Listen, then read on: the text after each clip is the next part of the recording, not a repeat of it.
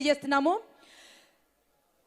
మన బోయపాటి సార్ సినిమాలో మన బాలయ్య బాబు గారు ఎంత పవర్ఫుల్ గా ఉంటారో, యాంటాగనిస్ట్ ద విలన్ అంత పవర్ఫుల్ గా ఉంటారండి. ఎందుకంటే బాలయ్య బాబును ఢీకొట్టాలంటే ఎలా ఉండాలి?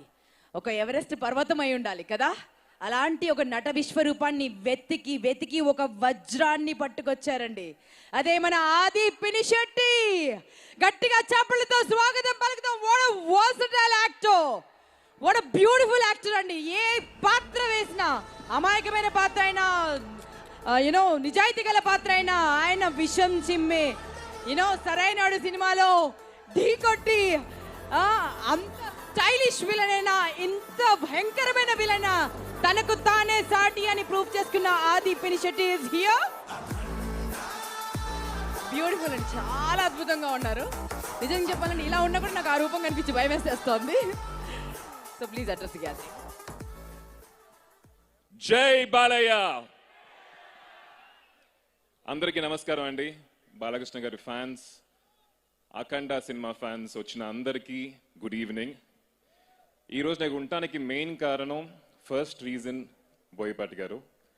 సరైనోడు సినిమాలో నన్ను వైరం ధనుష్ లాగా చూపెట్టి, దాని తర్వాత చాలా రోజుల తర్వాత ఫోన్ చేశారు.